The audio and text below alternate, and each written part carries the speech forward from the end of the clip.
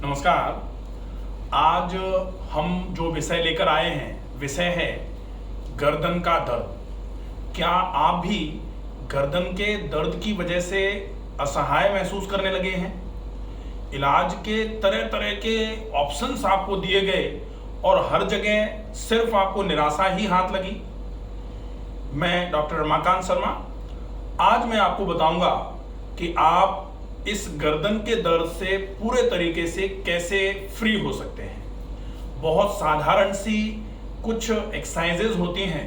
उन एक्सरसाइजेज को अगर हम दिन में 2 बार 10-10 मिनट के लिए दोहराएं तो निश्चित ही 10 से 15 दिन में ही गर्दन के दर्द में हमको बहुत अच्छा आराम मिलना चालू हो जाएगा। आप इन एक्सरसाइजेस को गौर से देखिए और एक्सरसाइजेस के एक्सटेंट को फॉलो करने की कोशिश कीजिए। वैसे हमने नेक एक्सरसाइजेस पार्ट 1 पहले एक वीडियो बनाया हुआ है। उसमें हमने नेक की वो एक्सरसाइजेस जिसमें गर्दन को बिल्कुल बिना हिलाए हुए गर्दन के जो ये आसपास की मांसपेशियां होती हैं, इन मांसपेशियों को बहुत अच्छे तरीके से, ये एक बार स्केलेटन देना, ये जो गर्दन के आसपास की मांसपेशियां हैं, इन मांसपेशियों को, ये जो है ये है जैसे गर्दन। अब गर्दन के पीछे यहाँ सिर जो है, खोपड़ी जो है, गर्दन की फर्स्ट वर्टिब्रा जो होती है, जिसको फर्स्ट सर्वाइकल वर्टिब्रा बोला जाता है, यहाँ पर खोपड़ी जुड़ी हुई है। इस जॉइंट को बोला जाता है पिवोटेड जॉइंट। इससे नीचे 7 वर्टिब्राज हैं जिनको सर्वाइकल वर्टिब्री बोला जाता है, गर्दन की रीढ़ की हड्डियां बोला जाता है। और अब आपके सिर का पूरा वजन गर्दन की इन हड्डियों पर से होते हुए नीचे की तरफ आ रहा है, लेकिन गर्दन की हड्डियों पर वजन पड़ेगा नहीं। क्यों नहीं पड़ेगा? क्योंकि गर्दन के चारों तरफ, हड्डियों के चारों तरफ जो मांसपेशियों का जाल है, वो जाल मांसपेशियों का जो बनाया गया है वो इसी वजह से है कि वो आपकी हड्डियों को चलायमान बनाए और वजन को ऊपर से सीधा नीचे की तरफ ले जाना चालू करे, ताकि हड्डियों के बीच में जो इंटरवर्टिब्रल डिस्क स्पेस है वो कम ना हो, और उसकी कमी की वजह से जो डिस्क है वो स्लिप हो जाती है।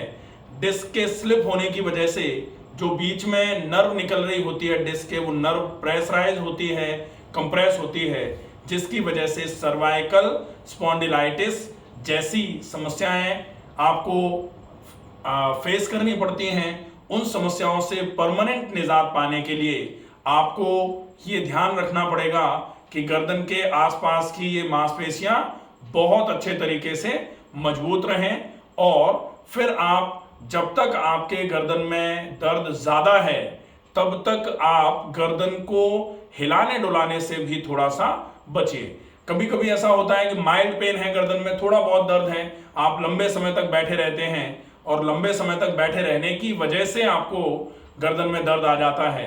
वैसे सामान्य दिनचर्या में आपको कोई दर्द नहीं है, तो इसको बोला जाता है माइल्ड सर्वाइकल स्पॉन्डिलाइटिस। मॉडरेट का मतलब होता है कि थोड़ा बहुत आप ज्यादा देर के लिए बैठे, थोड़ा बहुत देर भी बैठ गए आप, तो आपके दर्द आना चालू हो जाएगा। और वो दर्द कभी कभी आपके गर्दन से होते हुए सिर की तरफ, आंख की तरफ जाएगा, या फिर गर्दन से होते हुए कंधे और बाजू की तरफ होते हुए हाथ की उंगलियों तक दर्द जा रहा है। इसको रेडिएटिंग नमनेस या रेडिएटिंग पेन बोला जाता है। ये माइल्ड टू मॉडरेट का केस होता है।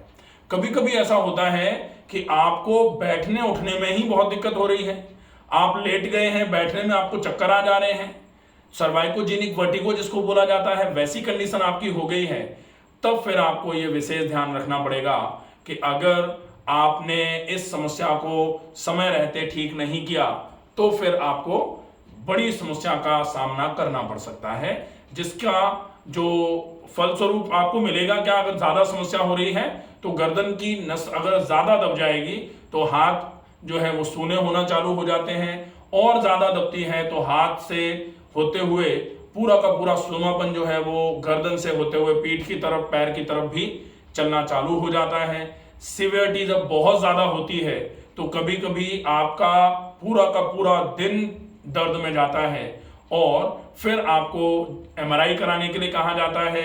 एमआरआई कराते हैं, एमआरआई को देखने के बाद डॉक्टर कहते हैं कि गर्दन की रीढ़ की हड्डी का ऑपरेशन होगा।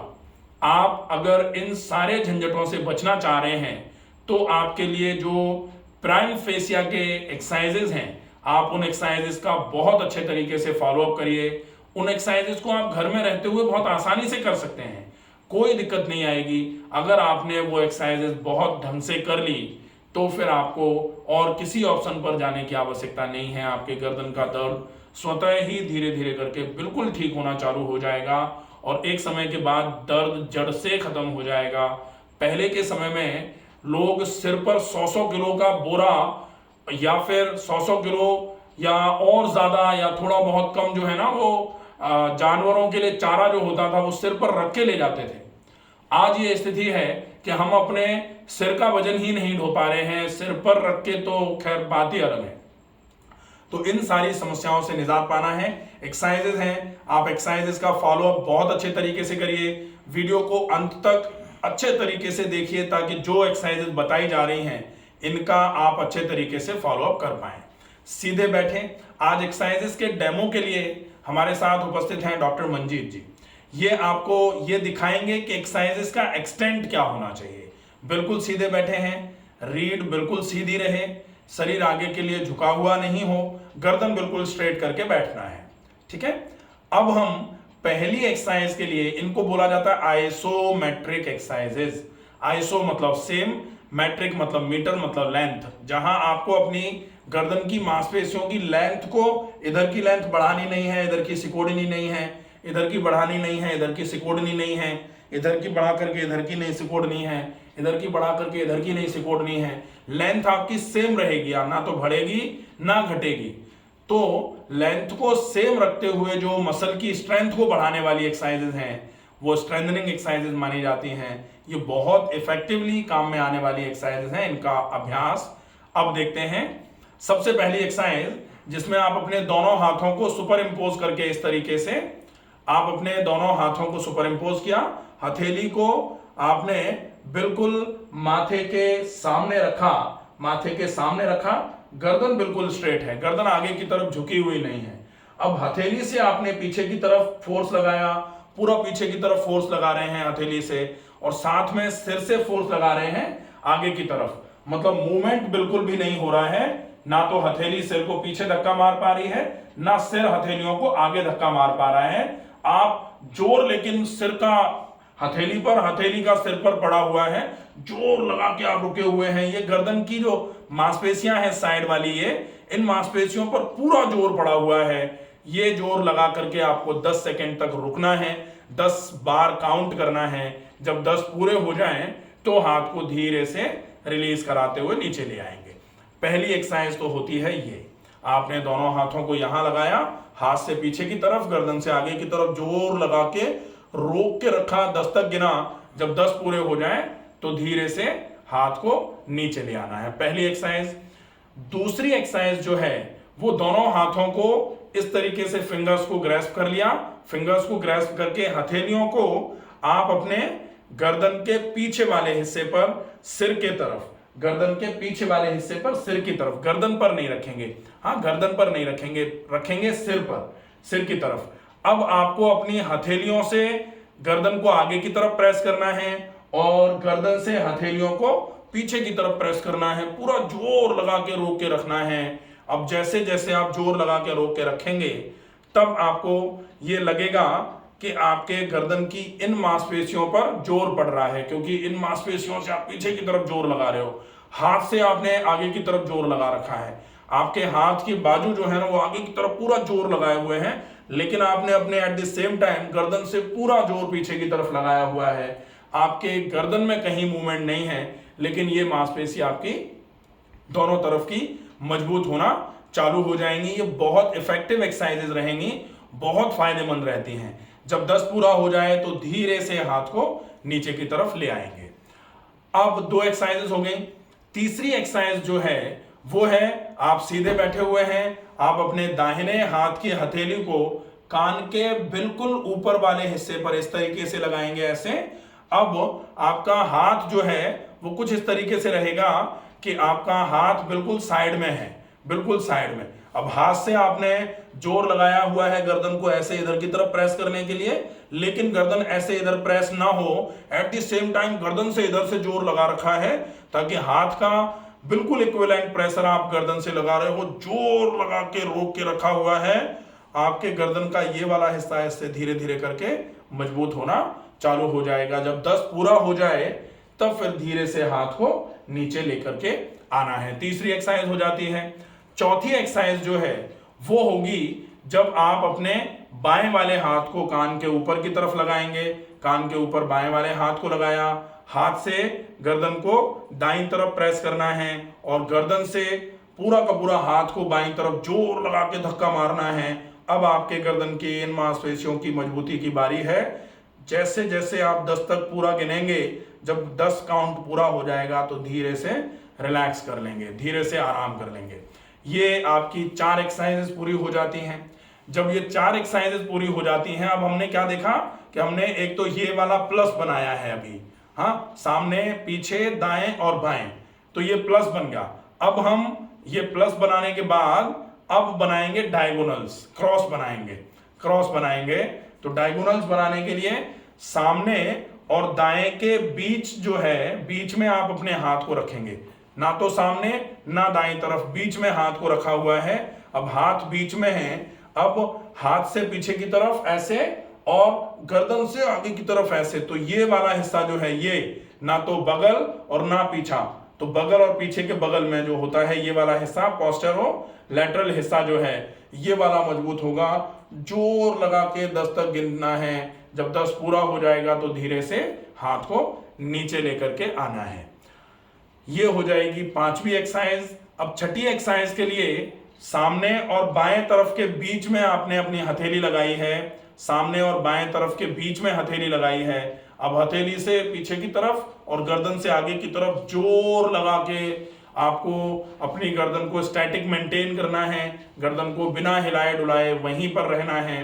ये वाली एक्सरसाइज जब आप करोगे तो गर्दन के पीछे का ये वाला हिस्सा मजबूत होना चालू हो जाएगा।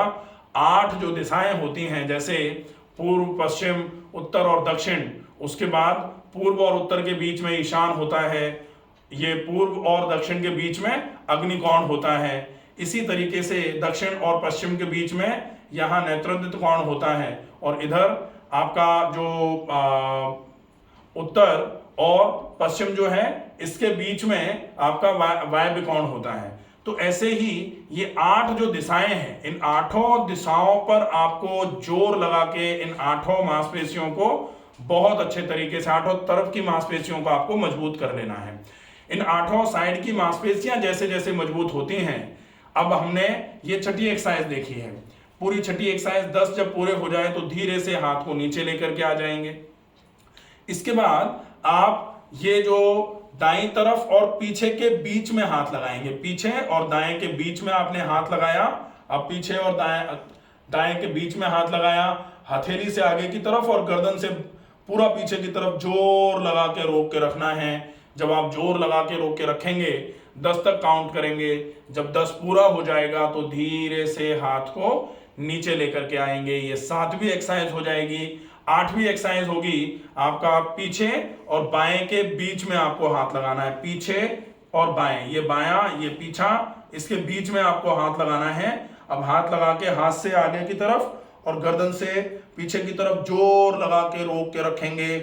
जब 10 पूरा हो जाएगा तो फिर धीरे से हाथ को नीचे लेकर के आएंगे। ये 8 एक्सरसाइजेस होती हैं। आप अगर एक बार भी इस एक्सरसाइज को अच्छे तरीके से करते हो तो ये देख लीजिए कि आपके सिर का वजन जो गर्दन पर पड़ रहा था वो गर्दन बिल्कुल लाइट फील होना चालू हो जाएगी, हल्की फील होना चालू हो जाएगी। इन 8 एक्सरसाइजेस के बाद फिर 9वीं एक्सरसाइज जो है वो है कि आप अपने सिर को अपने हाथों से ऊपर की तरफ धक्का दे रहे हैं। एट द सेम टाइम सिर से आप हाथों को नीचे की तरफ प्रेस करने की कोशिश कर रहे हैं। तो आप ऐसे कर सकते हो या फिर दोनों अंगूठे इस तरीके से चिन के पास रख करके अंगूठों से ऊपर और चिन से नीचे इस तरीके से आप जोर लगा के 10 तक रोक कर के रख सकते हैं। जब 10 पूरा हो जाए तो धीरे से हाथ को नीचे लेकर के आएंगे। ये पूरी 9 एक्सरसाइजेस हैं। इन एक्सरसाइजेस का एक्सटेंट अगर आप बहुत अच्छे तरीके से फॉलो करते हैं तो निश्चित ही आपको इस गर्दन की समस्या में बहुत अच्छे तरीके से पूरे तरीके से आराम होगा। बहुत सारे लोग गर्दन के दर्द की वजह से इतना निराश और इतना परेशान हो जाते हैं कि लोगों को लगता है बेशक ऑपरेशन ही करा दिया जाए लेकिन ये समस्या ना हो। तो अगर आप ऑपरेशन कराने के बारे में भी विचार कर रहे हैं तो महीने भर पहले इन एक्सरसाइजेस का अभ्यास करिए। इन एक्सरसाइजेस के महीने भर के अभ्यास के बाद आपका जो मन बन रहा था ऑपरेशन का, निश्चित ही वो बदलना चालू हो जाएगा। आपको किसी प्रकार का कोई सर्जरी कराने की आवश्यकता नहीं होगी। सर्जरी की रिक्वायरमेंट कब आती है?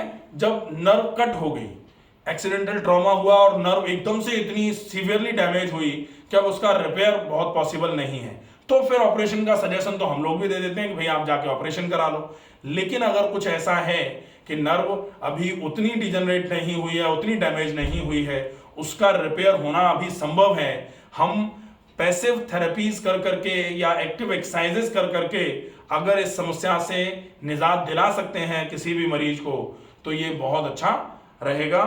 आशा है ये वीडियो आपके समझ में आएगा। वीडियो में बताई गई एक्सरसाइजेस का एक्सटेंट आपके समझ में आएगा। अगर आपको कहीं कोई कंफ्यूजन, कोई दिक्कत लगे तो कमेंट बॉक्स में जाकर के आप बता सकते हैं, अपने प्रश्न को पूछ सकते हैं, आपके प्रश्नों का समाधान किया जाएगा। स्वस्थ रहिए, सुरक्षित रहिए। धन्यवाद।